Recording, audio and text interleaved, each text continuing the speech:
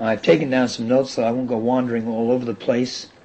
I don't want to repeat things that I have said before, though most of you, I don't think I've spoken on this subject before, so you may not even be aware of some of the material development God's way, resourcing God's work, and a number of other tapes that I've done just to try to really contextualize all that people are saying about money into really where OM is, and was, and is going, and to try to keep the unity, especially in a movement where brothers and sisters have been used to working with a certain set of terminology and a certain ethos, and that has changed.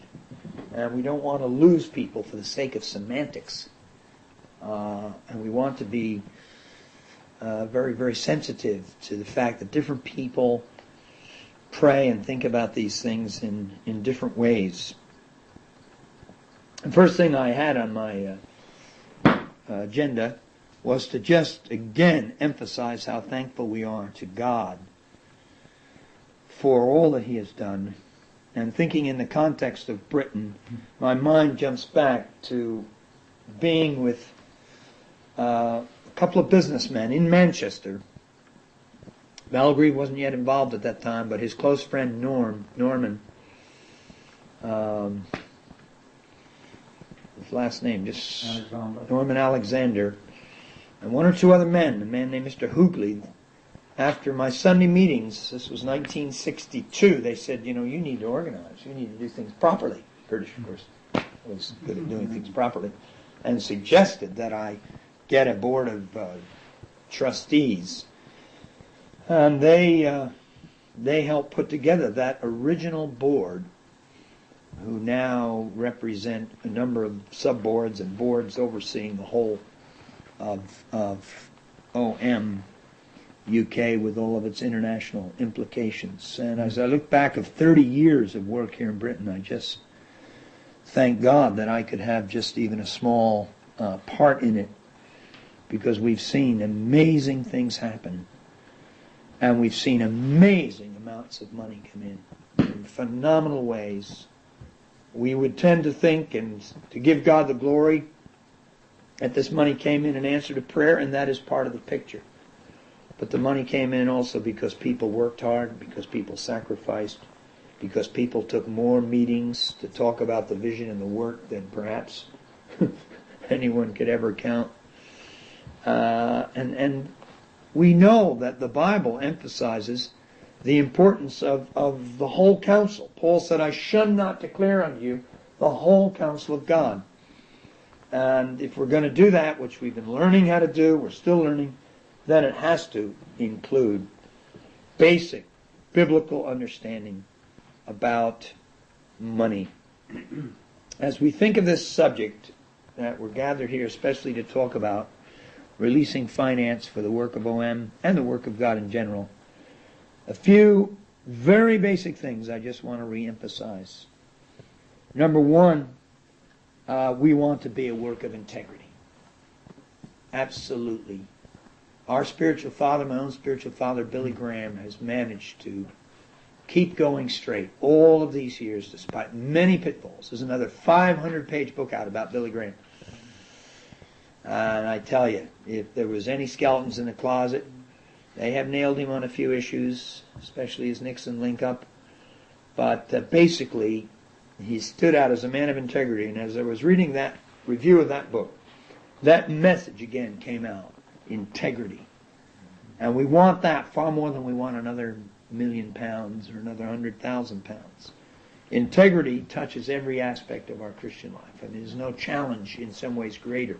Moral integrity, financial integrity, integrity in terms of what we say, and it's just so beautiful when we can meet people and work with people of integrity. And in God's grace, He has given OM a testimony, generally in the Christian world, after all of these years, many mistakes and sins and failures, He's given us a testimony of being a movement of integrity. And we're going to have to fight with every inch in us to maintain that. I'm not saying it's perfect, But that's a word I especially hope we can allow to go very, very deep as we move into the area of being more open about finance, or as sometimes it's referred to, fundraising. The minefields are many. The pitfalls are many. But the last thing we want to do is what so many people have done. Overreacting to manipulation, extremism, all that kind of thing. Things we see on the television. Overreacting to that into a position where basically they're just not going to do very much. And surely there is something more biblical than that. The second principle I want to just lay as a foundation is spirituality. I know we live in a day when people even mock spirituality. The very word, spirituality, people make jokes about it at Bible college.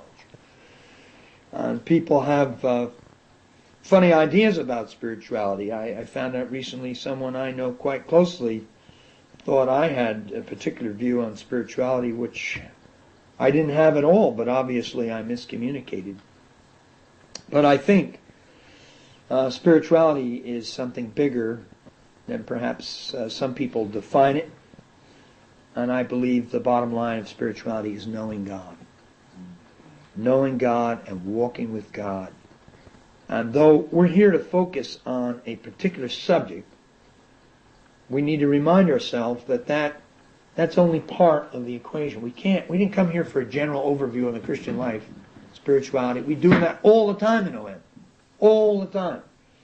We come here to focus on one particular area which is crucial and which we feel sometimes we've neglected, and, to be quite honest, where we, as full-time OMers, need desperately the help of people who are thought of as laymen or as people outside the work, and we'll get back to that later on. But the pastoral care of our people, evangelizing in the best possible way.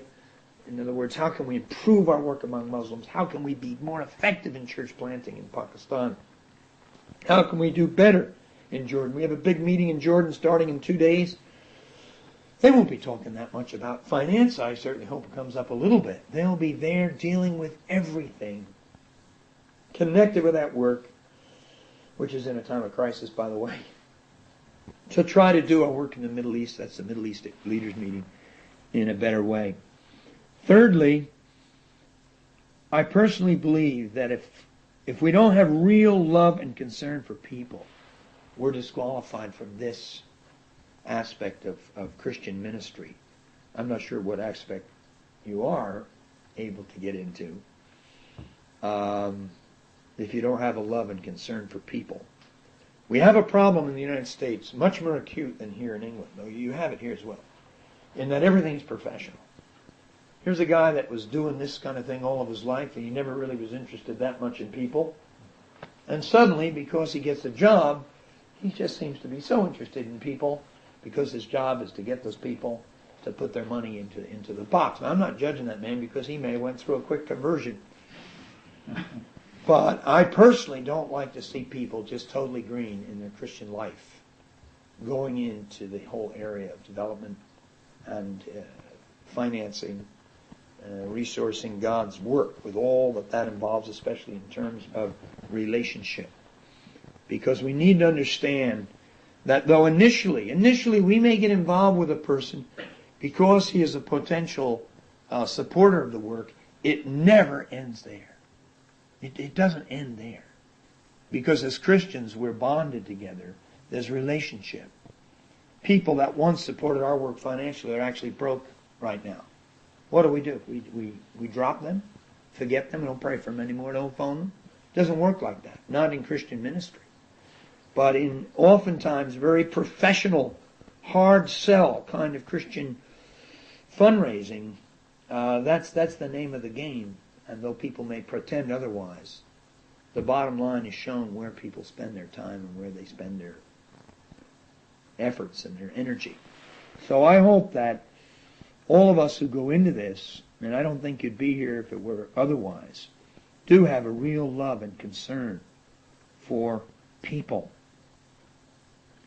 Fourthly, I've just written down the words so famous in OM, prayer and faith. we're reminded of the scripture that says the weapons of our warfare are not carnal, but mighty unto God to the pulling down of strongholds. Some of you read that old leaflet that has to be revised. I wrote it 15 years ago, Releasing Finance Through Prayer. And I still stand on almost everything I said in that leaflet. It needs a few adjustments. That's why I guess it's not reprinted. But to have only a few adjustments over 15 or 20 years might be somewhat miraculous. That leaflet has been reprinted actually in magazines in different languages all over the world. And in many ways, OM has always had a very strong emphasis on money. From the beginning, when I first walked up to a businessman in the parking lot of a new church in my town shortly after my conversion, and more or less hinted to him, or said to him, that I wanted some money for Gospels of John for my high school. From that very day to this day, there's been a phenomenal emphasis on money, and I think we have to admit that in our old days, at times there was almost a neurosis. There was almost a neurosis about money, and it got too important. I think too important more in the older days under the older policy than actually our newer days where there's a little more freedom, a little more humor, a little more reality and honesty than perhaps we sometimes had before. My uneasiness about our older policy, which has now been changed, goes back 25 years. It didn't change easy. And there's a lot of pressure on me not to change, even though very little of it came from the Bible.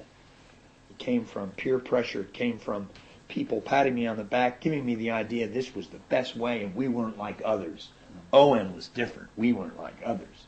That creates a very interesting vibrations. Of course, here in England, we found more fellow travelers with our old policy than we did in other parts of the world. And perhaps the Lord knew we needed that to get the roots that we needed in this unique country that has more emphasis, even though it's much smaller now, on that particular style and approach. But we in no way are turning away from the prayer and faith approach.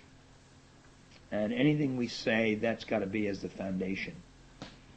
And then number 5, we are not here just to look at one little aspect of God's work, though that's important, but we are also here to try to honor God, to try to honor His Word, and to develop a more biblical view of resourcing God's work, and even a more biblical view of wealth and of work. Now, I hope we're not going to have to go into all the philosophy of this, because we've been doing this a lot for the last few years. We've got Mike Stratura's booklet on fundraising, God's Way, which I think most of you have. We've had papers at the General Council. We've had documents by various people.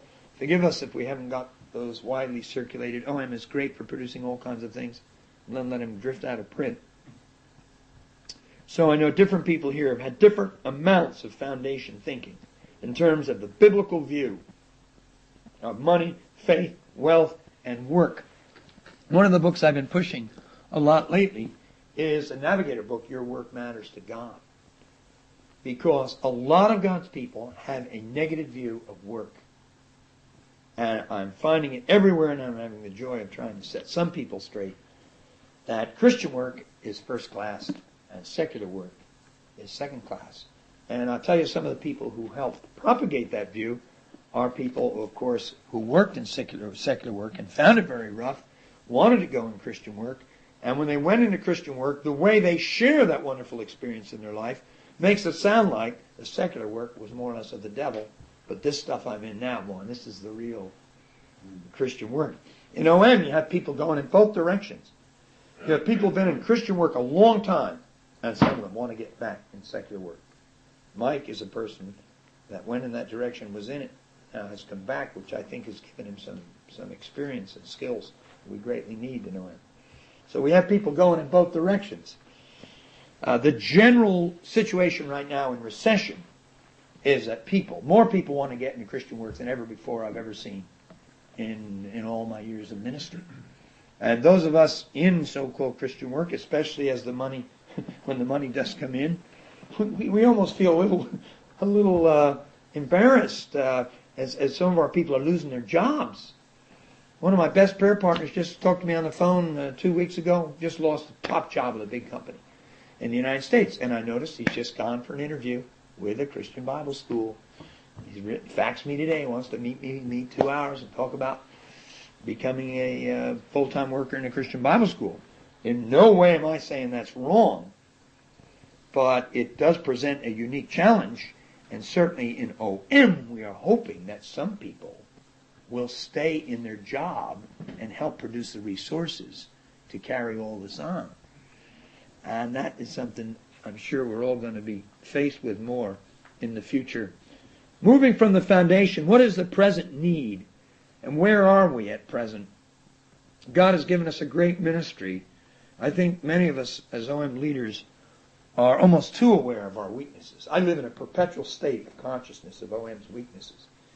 Even when I'm introduced in a church and the man introducing me pays a wonderful tribute to OM. It doesn't seem to impact me. It does a little bit. I'm thinking about the weaknesses, the problems. Why aren't we doing better in this? And even in my own life.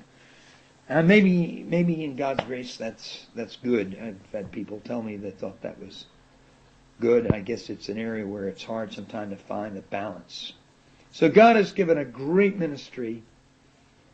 I find it a great challenge to work with the people that I'm privileged to work with, both my own team throughout Britain and throughout the world. We just come from the International Field and Country Leaders meetings in Germany. And though meetings in general of that style, that's not my particular first thing as a preacher, and with other things that I really am motivated to do, I do find it a very important and valuable time. And when I see, and then I visit a lot of these people on the field, I see the work they're doing. The sacrifice, because many of these OM leaders are sacrificing. Time, money, personal desires. That doesn't mean there's never any blessings or any benefits or even things that minister them as human beings. But it does mean that most of our leaders are people of tremendous integrity, people we can trust. If we give them $25,000 to buy something for $500, we're going to get the right change. We're going to get the right change. And of course, that's going to be an ongoing battle as the work gets bigger. And I've written here point 1 under this thing of where we are at present and what is the present need, that OM's greatest asset are all of our friends and prayer partners. And one of our purposes in this area of ministry is to more highly esteem the people who are praying, giving, helping, and supporting this work. And a lot of the things we want to do are in the area of being a servant. And the response we get from our prayer partners when we give out a challenge is quite awesome. When we lost that ship and gave out the challenge to get Logos 2 for a couple of million, the response was overwhelming. And we saw through that experience that there was a lot of credibility out there, a lot of friends, but that they weren't always faced with the opportunity of doing something specific. And Logos 2 provided that, and it also awakened us to a number of things.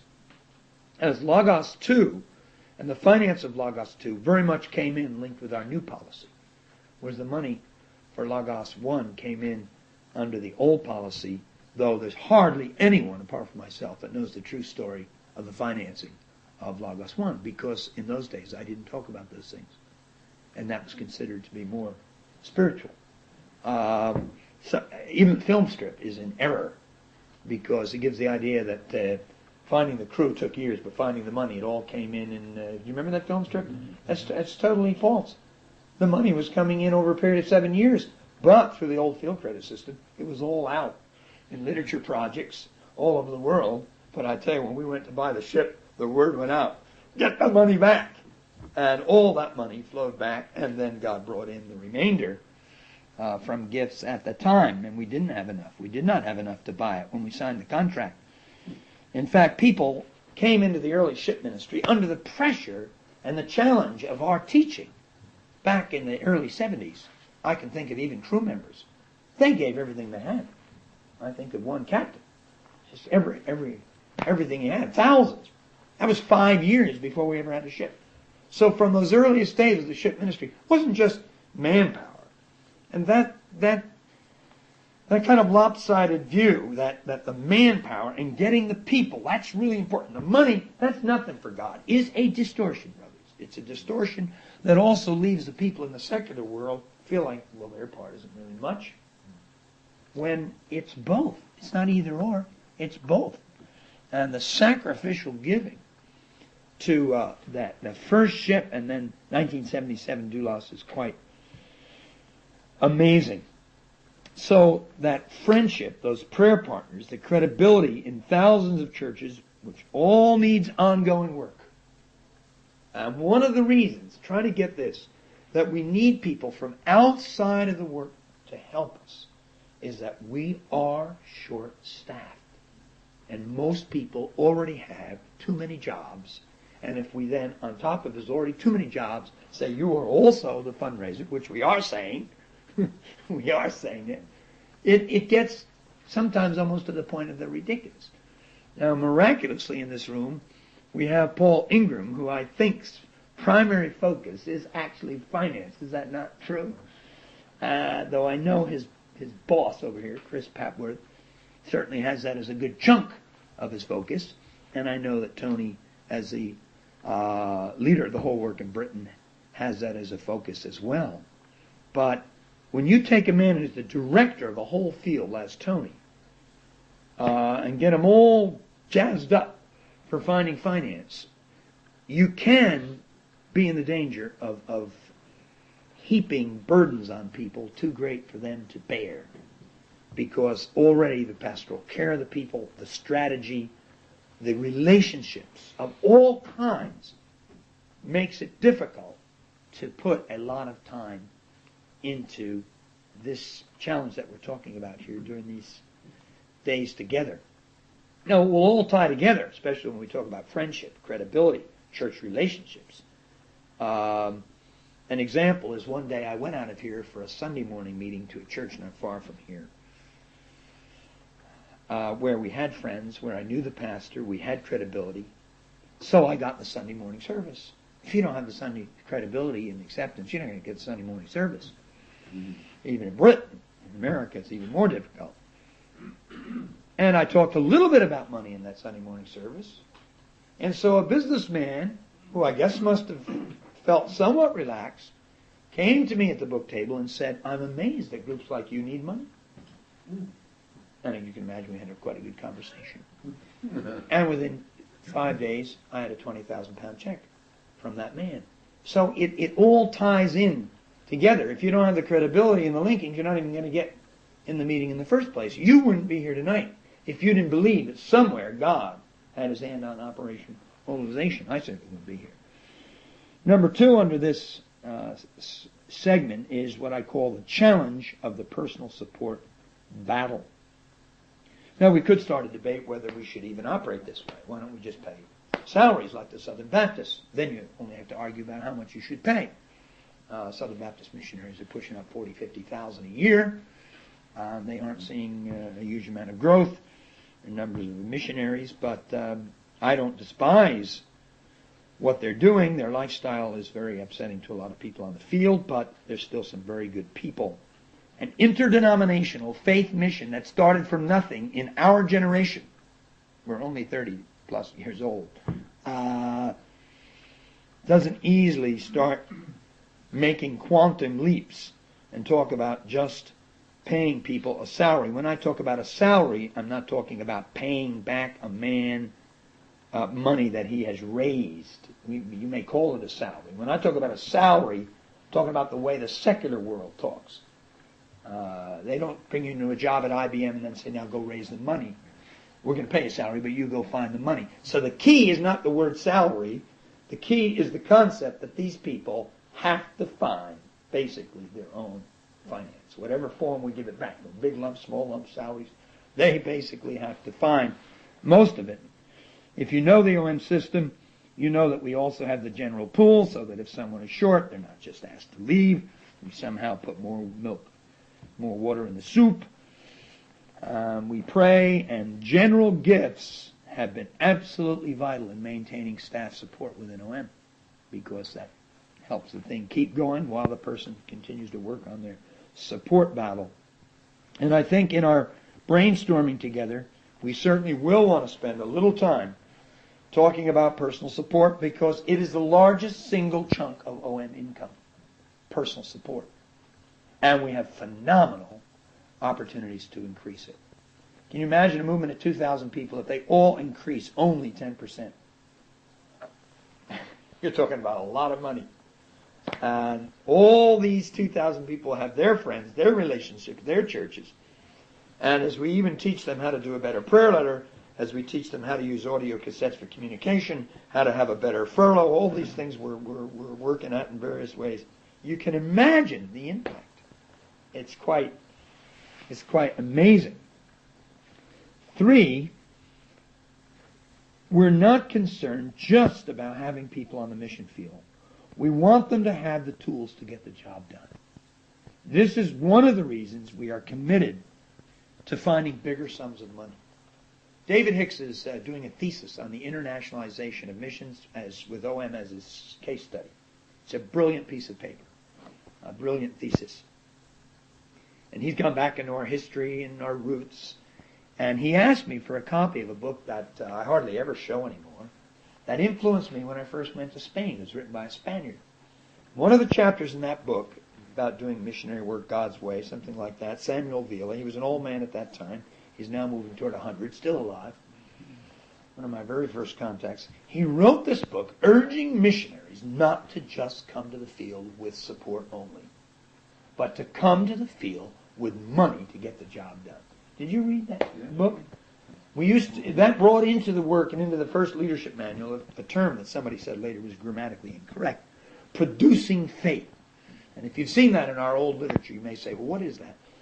What we're talking about there is faith, not just to get there, not just to get there and feed our children and live in a house, but money to buy literature, to get a bicycle, to get a cassette recorder, to get videos, tools to get the job done.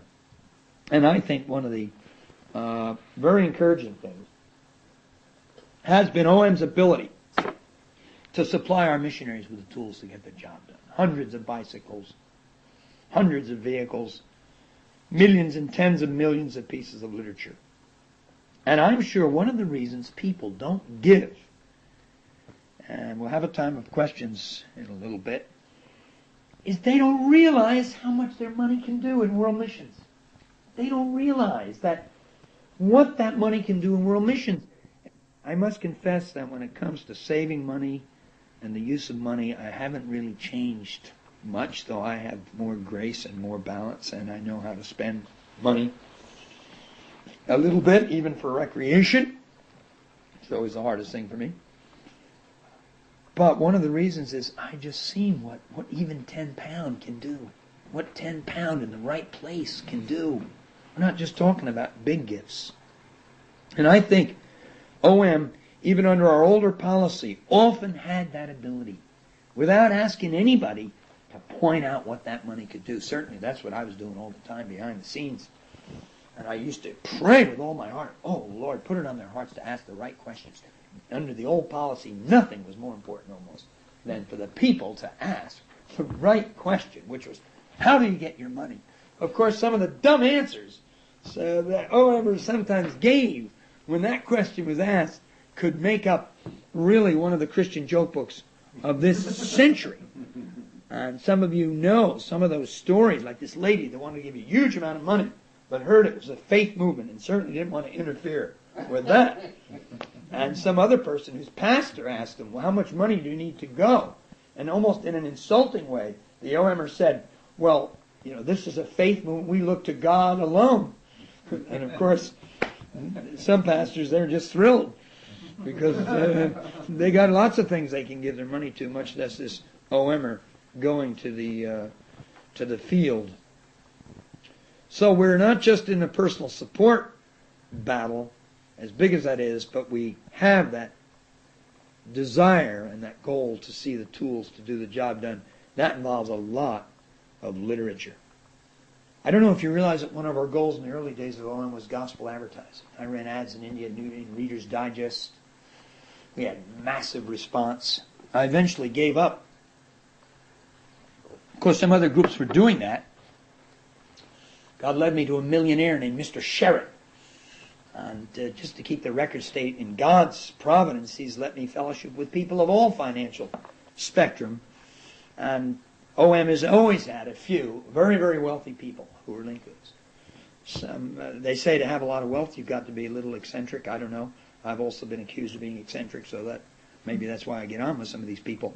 But this man, Mr. Sherritt, and I'm not going to mention many names this evening, was one of the few that is a multimillionaire, wanted to have no money by the time he went to heaven. And so he was spending all of his money. As far as I know, he's now broke. We never hear from him anymore. He's lived a lot longer than he expected. I don't think he's suffering. He's from Texas or Arizona.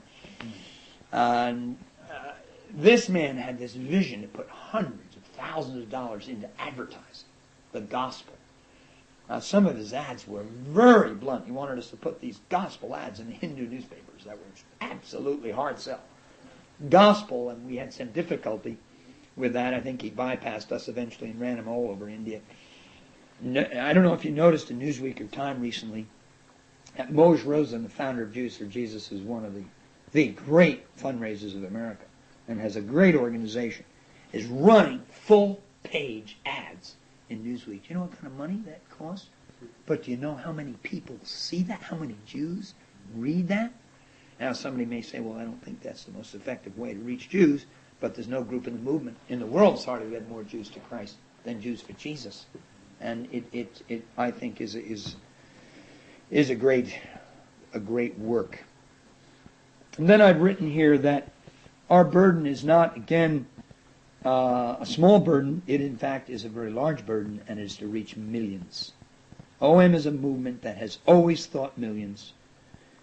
God has given us the privilege of giving the gospel face-to-face, counting literature and personal testimony, upward toward 500 million people. And we, considering population explosion, want to continue to reach millions. People with a small vision, they only need small money. But if people have a big vision, they need big money. And I think with a 30, 35-year track record of handling money carefully, of having men and women of integrity, of being based on the Bible, that God, in His sovereignty, wants to commit large sums of money to us for world evangelism. Now, He already is. We have our annual accounts. That also was somewhat of a mixed blessing. It should have been done in pounds. I wasn't, I'm afraid, involved in that and caught it after it went out into print. And some, as most things in OM, some people didn't particularly like it. I have some copies there. But other people felt it was very, very helpful. But certainly some people, when they see the total amount of money that goes through OM, they get a bit of a shake. There are some people who give smaller sums of money that these days would prefer to give to something else other than OM. It's just too big. One man wrote me and said, I used to pray for you, but the work has become very big and very complicated, and I don't feel I can give anymore. Could you please take my name off the list? Well, what was he praying for over the years? That we shrink? So we lost that prayer partner. I don't think we should be intimidated by a few people that we lose in the process of going forward with a greater vision and with greater steps of faith. With the people that we have in leadership in OM, the area leaders and the field leaders that they work together with, I don't think OM in the next decade is going to launch anything bizarre. I don't think Tony would put up with it, engineer. OM is not a movement that's launching bizarre things. Even the way British people think. Now, the way Americans think, you can be sure we're not launching bizarre things. Our goals toward the year 2000 are considered quite obtainable, almost boring, to some of the goals being launched more by people in other countries. And we're a movement that's committed to growth that we can keep in balance with the pastoral care of the people and with all the other things that we have to do. But at the same time, it's going to take millions. And with recession hitting us, with so many other factors, I can't go into detail because of the time. I tell you, it's going to take a lot more work and effort just to keep up the existing budget. Just to keep up the existing budget is going to take more work. I kept my ICT budget up last year, but I worked 10% harder than the year before. So it all looks nice at the end of the year, but you can ask my wife about my lifestyle. And I could have never done that if my children weren't grown up and out of the nest. I couldn't do it years ago because my children had a big esteem, and your scheduling has to be around your children. So I've been able to work harder because you don't get involved with a lot of people and a lot of relationships and then just leave them. It just doesn't work that way. I listed also under this section just two other points.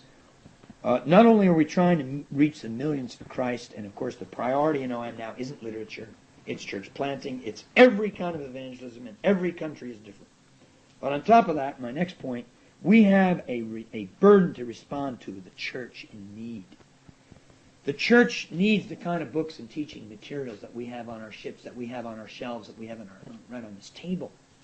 That takes money. I was with Jack McAllister. Jack McAllister last week pioneered fundraising on television in America, which unfortunately later on was misused. He launched it 40 years ago. And he launched Every Home Literature Crusade, which probably gave out more tracts than any other movement in the world. Certainly one way ahead of us because they specialized in tracts. He later went through some difficulties and was removed from his own organization. And I just praise God, though he went into the desert, he fought his way back. And Jack's main ministry now is intercessory prayer. I know no one that follows me as closely as Jack McAllister. He seems to know more where I'm going than sometimes I do.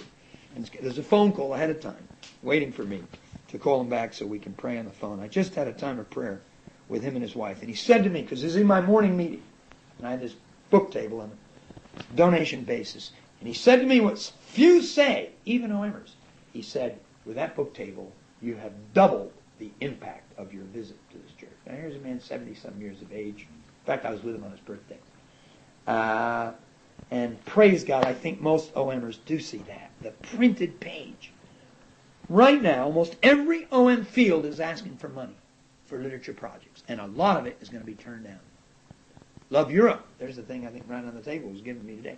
They need money for literature. I've got written requests, but I don't have the money. And we know that the money is not the only thing when you have a literature project. You then got to get it printed and delivered to other things.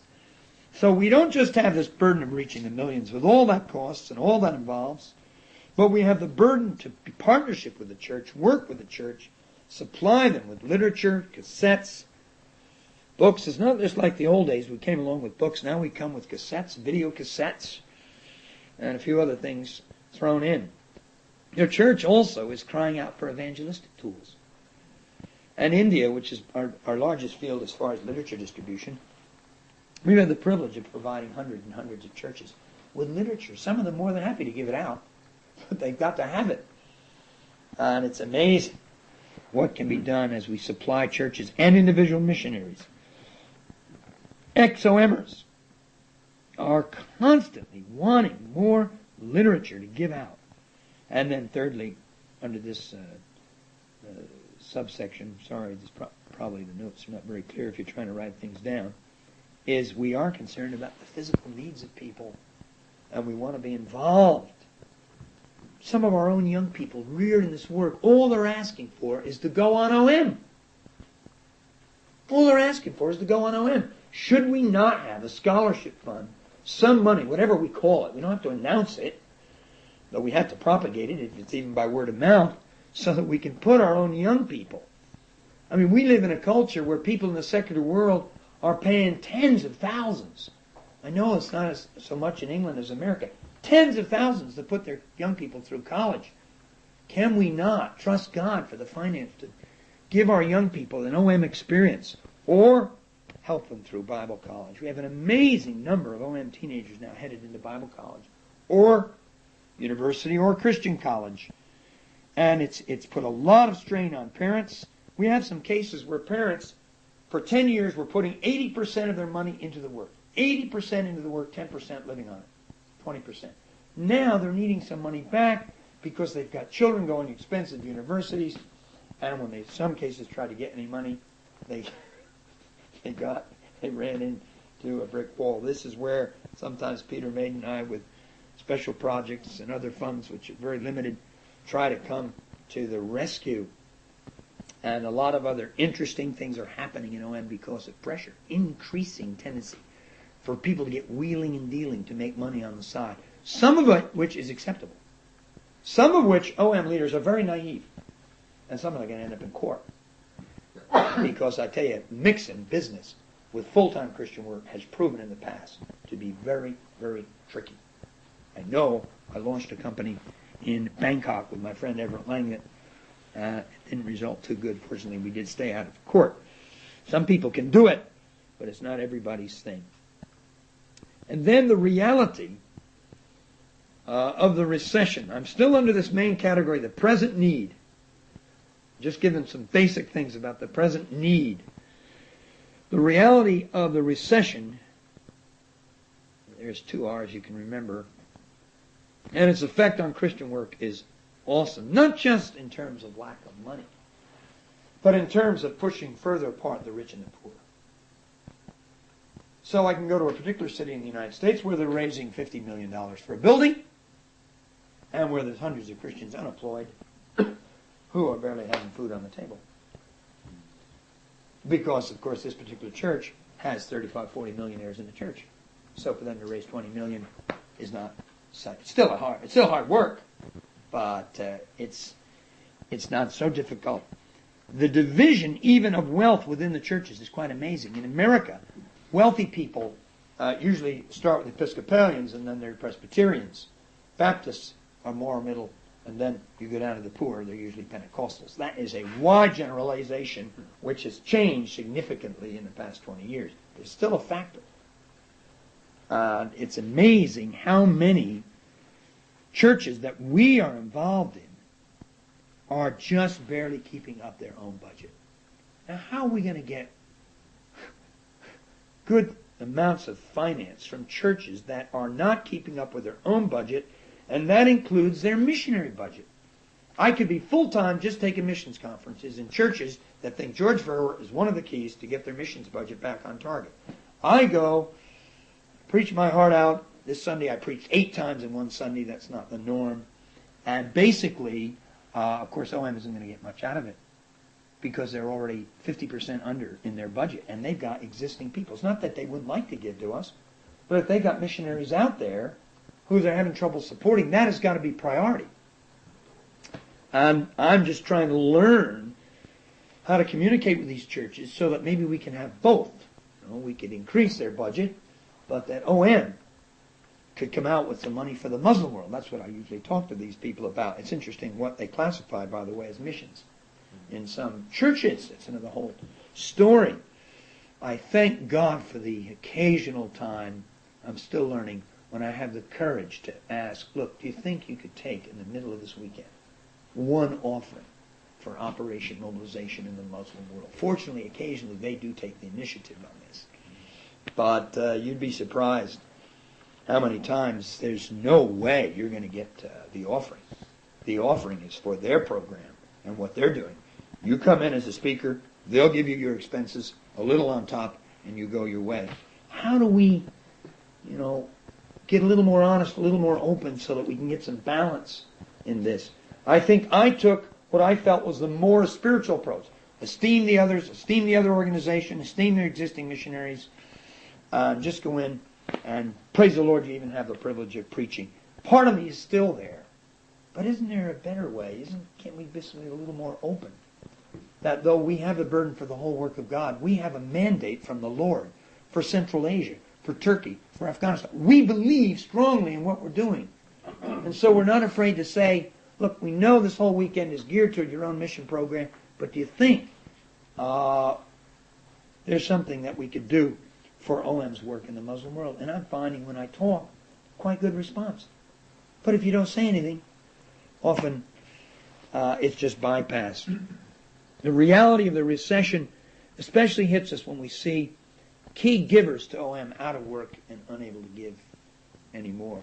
We also are greatly affected by increasing numbers of people who gave to the work, financially supporting individuals, but through their contact with those individuals, they decide they want to become a missionary as well. This is happening all the time. I've never heard anyone even discuss this more than 15 minutes. What happens to a brother on the field who's supported largely by a person who now decides to go into ministry himself? Well, who makes up the difference? And this is why honesty and speaking about these things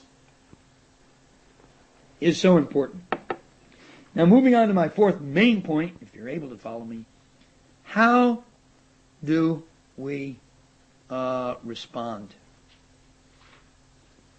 I've written here prayer and action. And that's a bit of a generalization, but it is my prayer that this will not be one more 15-hour period of just talk, because though you may be new to OM talking about this, some of us aren't. The hour has come. We've got to have action. And one of my burdens for this, and you can bounce this back, is that some of that action has to be men outside of OM and women taking the initiative without too much backup from us. We'll give the backup, but we're limited. At the Quinta, we're limited. On my team, we're limited.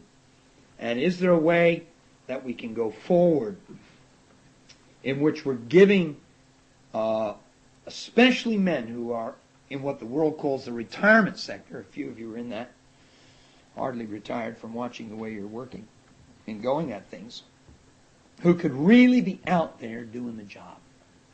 And that has been my challenge to some of you. I have not challenged all of you personally about this, though I notice almost everybody here I have talked to about money in recent years. Even Alec Gordon, I think I may have surprised Alec with some of our new views the last time I was up there, but he's pressing on. He's got so many irons in the fire.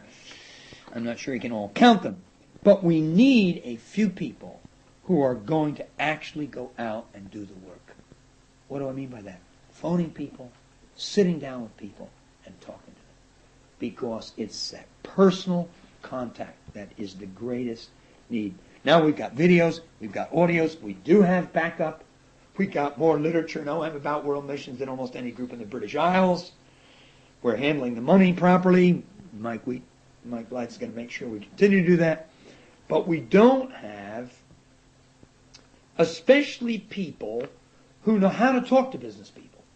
It's not every OMer that knows how to talk to a business person or even get an appointment. But if you've been in business, you know the language, you know how people think. Some of you have actually been in fundraising. Doug was major in that with the Luis Palau campaign. I think Alec Gordon's, you two, by the way, are linked to Luis Palau. I think you both helped Luis Palau find his money and help those campaigns. So I just long that we'll go from here, even if we don't get full agreement about every detail. Our time here is short. We'll go determined to do something. I'm very thankful that when we were talking about it for several years, that my friend David Olst picked up the ball and organized a fundraising dinner, for lack of a better term, in Merseyside that I think went relatively well. It's still early days. And our approach, even in any event like this, is always fairly conservative and laying foundations, building relationships, rather than coming down on them with self-addressed envelopes. So my prayer is that there will be a lot of prayer and then action. I've written here, I believe the Holy Spirit wants to lead those of us committed to this to the right people at the right time in the right place. And my life is as exciting as it's ever been, even when I was a missionary in India, because the Holy Spirit just keeps leading me to the right person the right time, the right place. I'm sitting on a plane. I get talking to the stewardess, or she overheard a conversation. We befriend her. We say, if you're ever in London, phone. She comes to visit us. Now she's giving us free flight coupons to the United States. Now she has just retired from TWA, who's just gone bankrupt, and she's moved from Wheaton down to right next to Peachtree City, and she's hinting on the phone, maybe we want her to work in the office. God, in the whole area that we're talking about, the Holy Spirit, if we're available, the Holy Spirit will guide us. But I believe we have to be motivated, we have to be available, and we have to be aiming. If we're only mainly aiming at recruits, we will only mainly get recruits. What can an organization do that gets recruits and doesn't get money? In fact, we're losing recruits all the time because we're so weak in finding the finance for the recruits.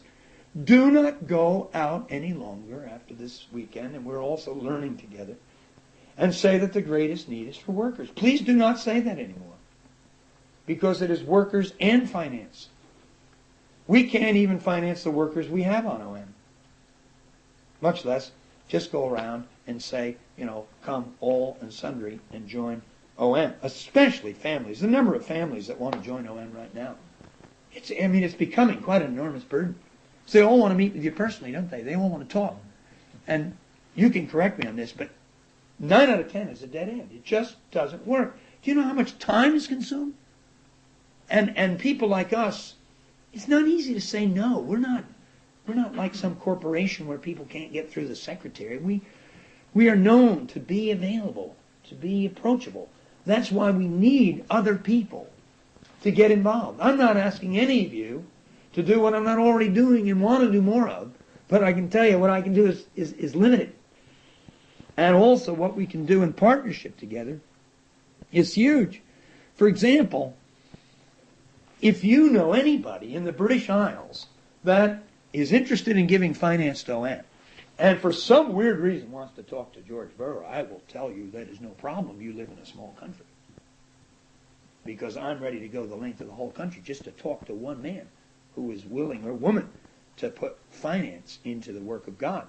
I flew to Vermont over Christmas for one meeting. That's 10,000 miles for one meeting. And it's not for money, it's for recruits. See, recruits is still bigger in my own ministry than finance, so I'm trying, as you can guess, to put it in balance. We've got literature. We've got now some tremendous videos. We've got, I touched on the whole credibility. I don't want to repeat that again. Tremendous prayer letters going out from La Quinta and other places. And I just believe we've got the basics to really do something a lot greater in this area of releasing finance. I've just written a couple of other things. One is under this main 4, how to respond. We've got to mobilize the layman. It can't be done by all full-time people. What happens in the States, they basically hire fundraisers. The fundraiser may be raising $100,000 and his salary is $25,000. And they think that's doing pretty good. We got people now, 50% of the money is for the fundraising. 50% of the dollar fundraising. Others it's 25%. That's when they really analyze it properly, not play games, as some people do in their annual reports. I'm not even judging that. Finding finance for the work of God is so difficult. I'm not about to point fingers at anybody. But I think the example of Wycliffe Bible translators who launched Wycliffe Associates is a tremendous model. That they mobilize the layman, they give the layman freedom. By the way, Wycliffe is now more conservative than us. We just, in the last General Council, passed them up. They're still arguing over it. What do I mean by that? I mean that we now, for the last General Council, accept the terminology fundraising, though no one in OM is forced to go into it, right down to an individual in his prayer letter. And we accept that there are times and situations where there's nothing wrong, by the guidance of the Spirit, to ask somebody for money. Now, to tell you how good we're doing at that, I can assure you, I think we're doing very well, because we got a cloud over this of 30 years. But there is that freedom, and just to have that freedom has relaxed the movement, and I'm just thrilled with it. But it's got its problems, as I'm sure you can understand. Anything we can think about, brainstorm about, to help us mobilize other people to find finance would be great. Someone already in our pre-discussions mentioned how the Bible Society, it was you, seems to have their man or their woman in almost every church. I mean, what an incredible thing if a system like that could be worked out. We're right across the country. I'm not saying we should do this.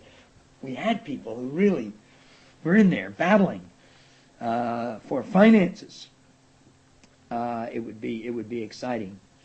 Some wonderful things have been done here in Britain long before we even launched the new policy. There's very little that's new. Breakfast meetings, supper meetings, pastors' meetings. But in the midst of all the things we're attempting to do, it's impossible to keep all these things going, especially if we're limited to full-time staff. Got to get the lay people mobilized. One of the things I'm most excited about is totally informal. 1 month's notice, I go to somebody's house and he's brought 15 or 20 people. I just talked to Ken Taylor, I think you know him, the founder of Tyndale House, on the phone 3 days ago. I said, Ken, I'm going to have 1 day in Chicago in the whole of 1992. I said, I want to come to your house. I wonder if you can bring some people in, because Ken is happy about our new way of going. Would you bring some people in who you think might be interested in financing? Now, at this point, I had to explain to Ken, most of my meetings, because of who I am, seem to be with young people and in the area of recruiting. This meeting is the other side, and then I share some of my reasons, including the fact that another major donor, who's Ken's close friend, just died on Friday, Peter Gunther, and that this meeting in his home is aimed at the other side, finding the support for these young people. Why is it totally legitimate to have meetings for recruiting? We take so many meetings for recruits. But it's not legitimate to have a meeting in which we're really looking for donors and prayer partners who will give. All kinds of meetings. We can engage in the next 12 months in some experimentation. If there's a businessman who's busy, he only has an hour at Heathrow. Let's meet. Maybe one of you guys has a VIP lounge up there in Heathrow. Let's meet. Let's meet these people where we are. I tell you, I'm not big into food. I only need a little bit.